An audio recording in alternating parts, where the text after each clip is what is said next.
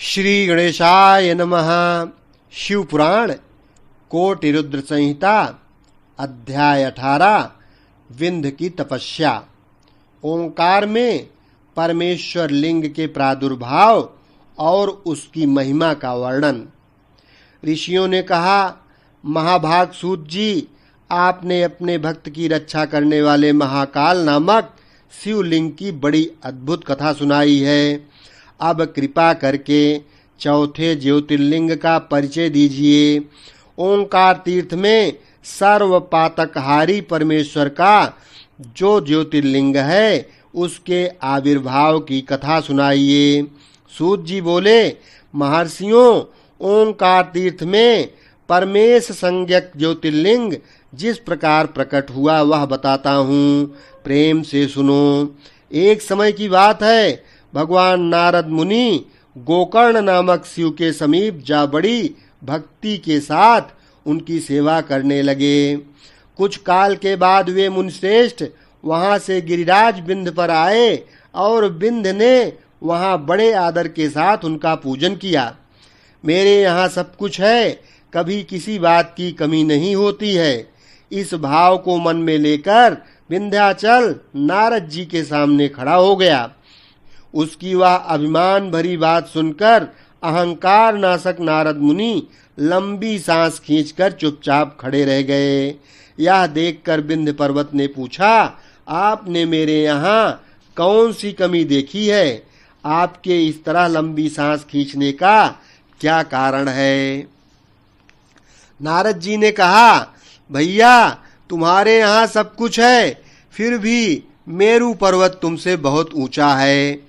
उसके शिखरों का विभाग देवताओं के लोकों में भी पहुंचा हुआ है, किंतु तुम्हारे शिखर का सारा भाग वहां कभी नहीं पहुंच सका है।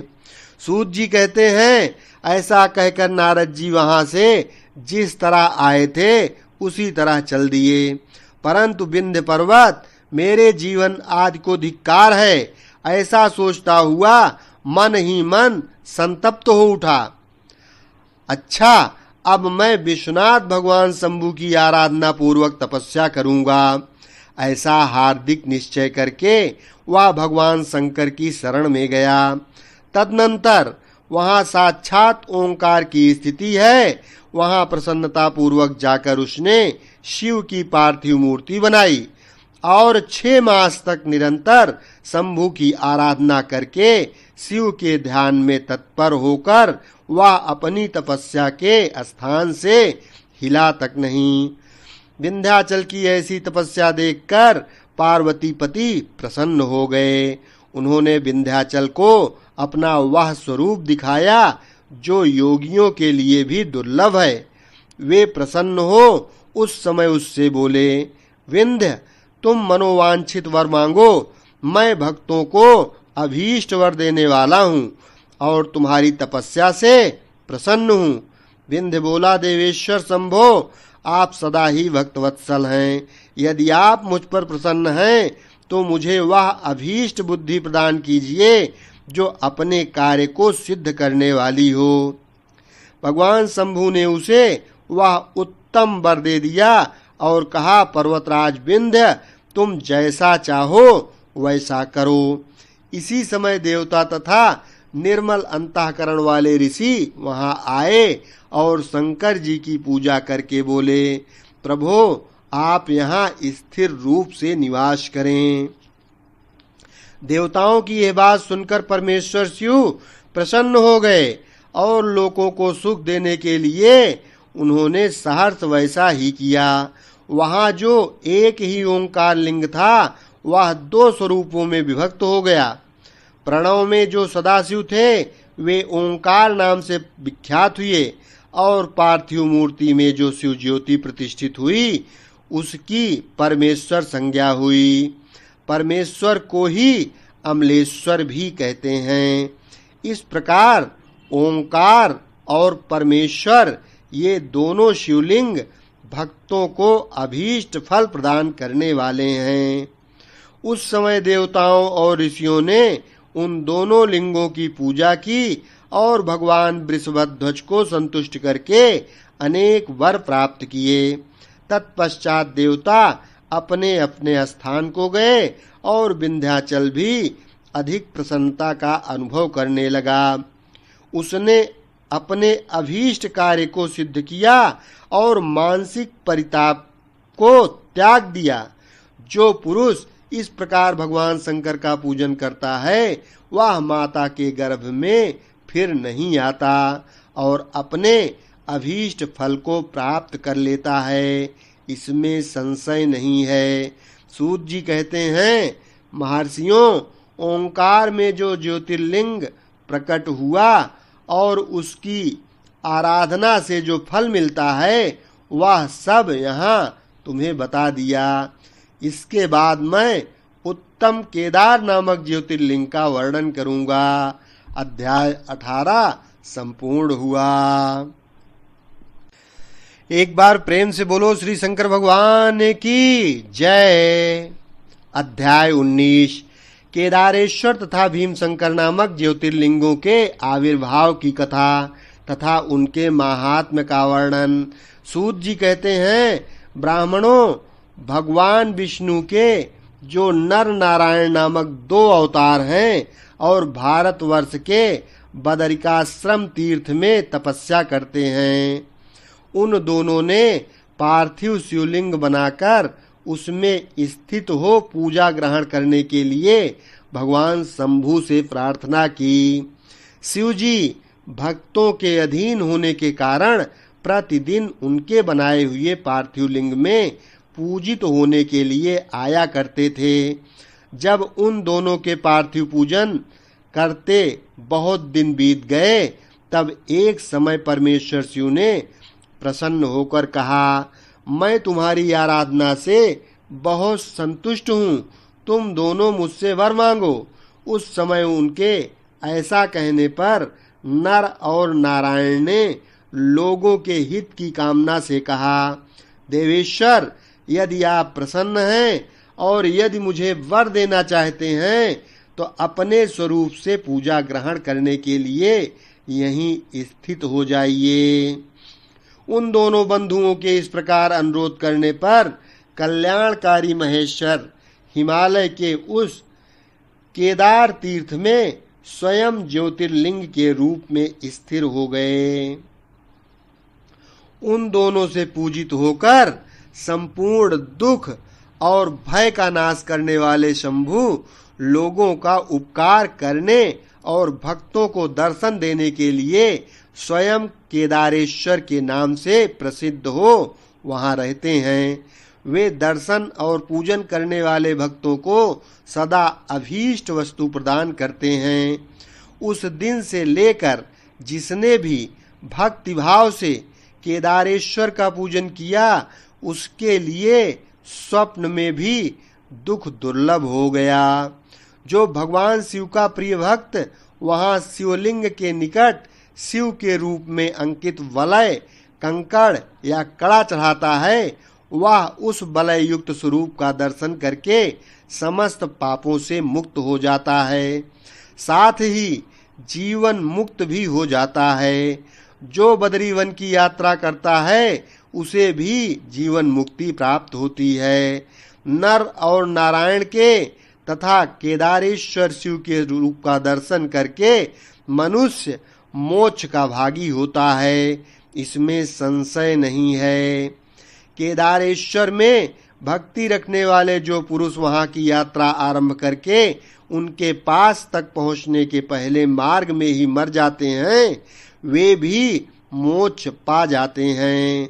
इसमें विचार करने की आवश्यकता नहीं है। केदार तीर्थ में पहुंचकर वहां प्रेम पूर्वक केदारेश्वर की पूजा करके वहां का जल पी लेने के पश्चात मनुष्य का फिर जन्म नहीं होता।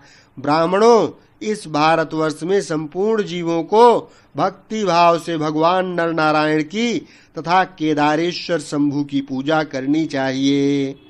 अब मैं भीम शंकर नामक ज्योतिर्लिंग का महात्म्य कहूंगा। काम रूप देश में लोकहित की कामना से साक्षात भगवान शंकर ज्योतिर्लिंग के रूप में अवतीर्ण हुए थे। उनका वह स्वरूप कल्याण और सुख का आश्रय है। ब्राह्मणों, पूर्व काल में एक महापराक्रमी राक्षस हुआ था जिसका नाम भीम था। वह सदा धर्म का विध्वंस करता और समस्त प्राणियों को दुख देता था। वह महाबली राक्षस कुंभकर्ण के वीर और करकटी के गर्भ से उत्पन्न हुआ था तथा अपनी माता के साथ सह्य पर्वत पर निवास करता था। एक दिन समस्त लोगों को दुख देने वाला भयानक पराक्रमी दुष्ट भीम अपनी माता से पूछा, माँ, मेरे पिताजी कहाँ हैं? तुम अकेली क्यों रहती हो? मैं यह सब जानना चाहता हूँ, अतः यथार्थ बात बताओ। करकटी बोली, बेटा, रावण के छोटे भाई कुंभकर्ण तेरे पिता थे। भाई सहित उस महाबली वीर को श्री राम ने मार डाला। मेरे पिता का नाम करकट और माता का नाम पुष्कसी था। विराट मेरे पति थे जिन्हें पूर्व काल में राम ने मार डाला। अपने प्रिय स्वामी के मारे जाने पर मैं अपने माता पिता के पास रहती थी। एक दिन मेरे माता पिता अगस्त्य मुनि के शिष्य सुतीक्ष्ण को अपना आहार बनाने के लिए गए।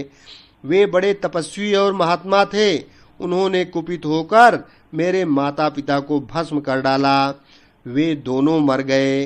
तब से मैं अकेली होकर बड़े दुख के साथ इस पर्वत पर रहने लगी। मेरा कोई अवलंब नहीं रह गया। अब मैं असहाय और दुख से आतुर होकर यहाँ निवास करती थी। इसी समय महान बल पराक्रम से संपन्न राक्षस कुंभकर्ण, जो रावण के छोटे भाई थे, वहां आए। उन्होंने बलात् मेरे साथ समागम किया।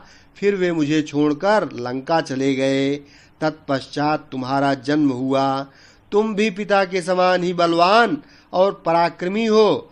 अब मैं तुम्हारा ही सहारा लेकर यहाँ कालक्षेप करती हूँ। सूत जी कहते हैं, ब्राह्मणों, करकटी की यह बात सुनकर भयानक पराक्रमी भीम कुपित हो यह विचार करने लगा कि मैं विष्णु के साथ कैसा बर्ताव करूं। इन्होंने मेरे पिताजी को मार डाला। मेरे नाना नानी भी उनके भक्त के हाथ से मारे गए। विराध को भी इन्होंने ही मार डाला और इस प्रकार मुझे बहुत दुख दिया। यदि मैं अपने पिता का पुत्र हूं तो श्री हरि को अवश्य पीड़ा दूंगा। ऐसा निश्चय करके भीम महान तप करने के लिए चला गया। उसने ब्रह्मा जी की प्रसन्नता के लिए 1000 वर्षों तक महान तप किया। तपस्या के साथ साथ वह मन ही मन इष्ट देव का ध्यान किया करता था। तब लोक पितामह ब्रह्मा उसे वर देने के लिए गए और इस प्रकार बोले। ब्रह्मा जी ने कहा, भीम, मैं तुम पर प्रसन्न हूँ। तुम्हारी जो इच्छा हो उसके अनुसार वर मांगो। भीम बोला, देवेश्वर कमलासन, यदि आप प्रसन्न हैं और मुझे वर देना चाहते हैं तो आज मुझे ऐसा बल दीजिए जिसकी कहीं तुलना न हो। सूत जी कहते हैं, ऐसा कहकर उस राक्षस ने ब्रह्मा जी को नमस्कार किया और ब्रह्मा जी भी उसे अभीष्ट वर देकर अपने धाम को चले गए। ब्रह्मा जी से अत्यंत बल पाकर राक्षस अपने घर आया और माता को प्रणाम करके शीघ्रता पूर्वक बड़े गर्व से बोला, माँ, अब तुम मेरा बल देखो। मैं इंद्र आदि देवताओं तथा इनकी सहायता करने वाले श्री हरि का महान संहार कर डालूंगा। ऐसा कहकर भयानक पराक्रमी भीम ने पहले इंद्र आदि देवताओं को जीता और उन सब को अपने अपने स्थान से निकाल बाहर किया। तदनंतर देवताओं की प्रार्थना से उनका पक्ष लेने वाले श्री हरि को भी उसने युद्ध में हरा दिया। फिर प्रसन्नता पूर्वक पृथ्वी को जीतना आरंभ किया। सबसे पहले वह कामरूप देश के राजा सुदक्षिणा को जीतने के लिए गया। वहां राजा के साथ उसका भयंकर युद्ध हुआ। दुष्ट असुर भीम ने ब्रह्मा जी के दिए हुए वर के प्रभाव से शिव के आश्रित रहने वाले महावीर महाराज सुदक्षिणा को परास्त कर दिया और सब सामग्रियों सहित उनका राज्य तथा सर्वस्व अपने अधिकार में कर लिया। भगवान शिव के प्रिय भक्त धर्म प्रेमी परम धर्मात्मा राजा को भी उसने कैद कर लिया और उनके पैरों में बेड़ी डालकर उन्हें एकांत स्थान में बंद कर दिया। वहां उन्होंने भगवान की प्रीति के लिए शिव की उत्तम पार्थिव मूर्ति बनाकर उन्हीं का भजन पूजन आरंभ कर दिया। उन्होंने बारंबार गंगा जी की स्तुति की और मानसिक स्नान आदि करके पार्थिव पूजन की विधि से शंकर जी की पूजा संपन्न की। विधि पूर्वक भगवान शिव का ध्यान करके वे प्रणव युक्त पंचाक्षर मंत्र ओम नमः शिवाय का जाप करने लगे। अब उन्हें दूसरा कोई काम करने के लिए अवकाश नहीं मिलता था। उन दिनों उनकी साध्वी पत्नी राजबल्लभा दक्षिणा प्रेम पूर्वक पार्थिव पूजन किया करती थी।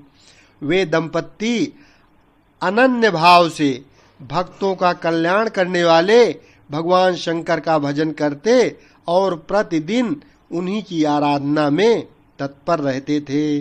इधर वह राक्षस वर के अभिमान से मोहित हो यज्ञ कर्म आदि सब धर्मों का लोप करने लगा और सबसे कहने लगा, तुम सब लोग कुछ मुझे ही दो।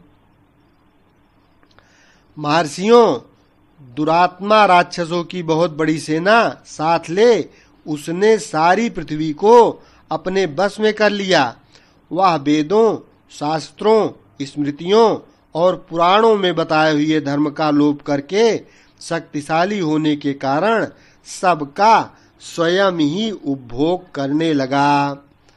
तब सब देवता तथा ऋषि अत्यंत पीड़ित हो महाकोशी के तट पर गए और शिव का आराधन तथा स्तवन करने लगे।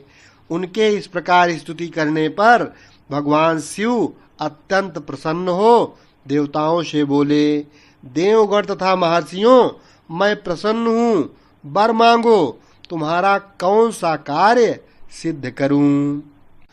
देवता बोले, देवेश्वर, आप अंतर्यामी हैं, अतः सबके मन की सारी बातें जानते हैं, आपसे कुछ भी अज्ञात नहीं है। प्रभो महेश्वर, कुंभकर्ण से उत्पन्न कर्कटी का बलवान पुत्र राक्षस भीम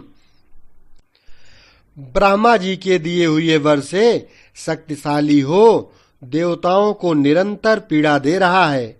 अतः आप इस दुखदायी राक्षस का नाश कर दीजिए, हम पर कृपा कीजिए, विलंब न कीजिए। शंभु ने कहा, देवताओं, काम रूप देश के राजा सुदक्षिण मेरे श्रेष्ठ भक्त हैं, उनसे मेरा एक संदेश कह दो, फिर तुम्हारा सारा कार्य शीघ्र ही पूरा हो जाएगा। उनसे कहना, कामरूप देश के अधिपति महाराज सुदक्षिण, प्रभो, तुम मेरे विशेष भक्त हो, अतः प्रेम पूर्वक मेरा भजन करो। दुष्ट राक्षस भीम ब्रह्मा जी का वर पाकर प्रबल हो गया है, इसलिए उसने तुम्हारा तिरस्कार किया है, परंतु अब मैं उस दुष्ट को मार डालूंगा, इसमें संदेह नहीं है। सूत जी कहते हैं, ब्राह्मणों, तब उन सब देवताओं ने प्रसन्नता पूर्वक वहां जाकर उन महाराज से शंभु की कही हुई सारी बात कह सुनाई। उनसे वह संदेश कहकर देवताओं और महर्षियों को बड़ा आनंद प्राप्त हुआ और वे सब के सब शीघ्र ही अपने अपने आश्रम को चले गए। इधर भगवान शिव भी अपने गणों के साथ लोकहित की कामना से अपने भक्त की रक्षा करने के लिए सादर उसके निकट गए और गुप्त रूप से वहीं ठहर गए। इसी समय काम रूप नरेश ने पार्थिव शिव के सामने गाढ़ ध्यान लगाना आरंभ किया। इतने में ही किसी ने राक्षस से जाकर कह दिया कि राजा तुम्हारे नाश के लिए कोई पुनश्चरण कर रहे हैं। यह समाचार सुनते ही वह राक्षस कुपित हो उठा और उनको मार डालने की इच्छा से नंगी तलवार हाथ में लिए राजा के पास गया। वहां पार्थिव आदि जो सामग्री स्थित थी उसे देखकर तथा उसके प्रयोजन और स्वरूप को समझकर राक्षस ने यही माना कि राजा ने मेरे लिए कुछ गड़बड़ तो जरूर किया है, अतः सब सामग्रियों सहित इस नरेश को मैं बलपूर्वक अभी नष्ट कर देता हूँ। ऐसा विचार कर उस महाक्रोधी राक्षस ने राजा को बहुत डांटा और पूछा, क्या कर रहे हो? राजा ने भगवान शंकर पर रक्षा का भार सौंप कर कहा, मैं चराचर जगत के स्वामी भगवान शिव का पूजन कर रहा हूँ।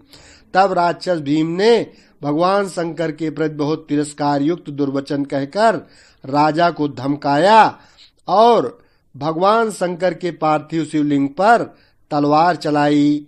वह तलवार उस पार्थिव लिंग का स्पर्श भी नहीं करने पाई कि उसने साक्षात भगवान वहां प्रकट हो गए।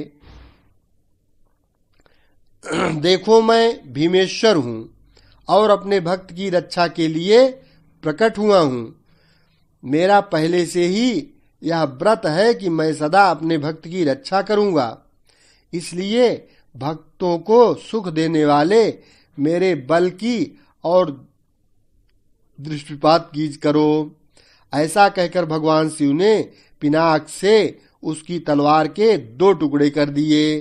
तब उस राक्षस ने फिर अपना त्रिशूल चलाया, परंतु शंभु ने उस दुष्ट के त्रिशूल के भी सैकड़ों टुकड़े कर डाले। तदनंतर शंकर जी के साथ उसका घोर युद्ध हुआ, जिससे सारा जगत क्षुब्ध हो उठा। तब नारद जी ने आकर भगवान शंकर से प्रार्थना की। नारद बोले, लोगों को भ्रम में डालने वाले महेश्वर, मेरे नाथ, आप क्षमा करें, क्षमा करें। तिनके को काटने के लिए कुल्हाड़ी चलाने की क्या आवश्यकता है? शीघ्र ही इसका संहार कर डालिए। नारद जी के इस प्रकार प्रार्थना करने पर भगवान शंभु ने हुंकार मात्र से उस समय समस्त राक्षसों को भस्म कर डाला। मुने, सब देवताओं के देखते देखते शिव जी ने उन सारे राक्षसों को दग्ध कर दिया। तदनंतर भगवान शंकर की कृपा से इंद्र आदि समस्त देवताओं और मुनीश्वरों को शांति मिली तथा संपूर्ण जगत स्वस्थ हुआ। उस समय देवताओं और विशेषतः मुनियों ने भगवान शंकर से प्रार्थना की कि हे प्रभो, आप यहाँ लोगों को सुख देने के लिए सदा निवास करें। यह देश निंदित माना गया है। यहाँ आने वाले लोगों को प्रायः दुख ही प्राप्त होता है, परंतु आपका दर्शन करने से यहाँ सबका कल्याण होगा। आप श्री भीम शंकर के नाम से विख्यात होंगे और सबके संपूर्ण मनोरथों की सिद्धि करेंगे। आपका यह ज्योतिर्लिंग सदा पूजनीय और समस्त आपत्तियों का निवारण करने वाला होगा। सूत जी कहते हैं, ब्राह्मणों, उनके इस प्रकार प्रार्थना करने पर लोक हितकारी एवं भक्त वत्सल परम स्वतंत्र शिव प्रसन्नता पूर्वक वहीं स्थित हो गए। अध्याय 21 समाप्त हुआ। एक बार प्रेम से बोलो श्री शंकर भगवान की जय। शेष अगले वीडियो में।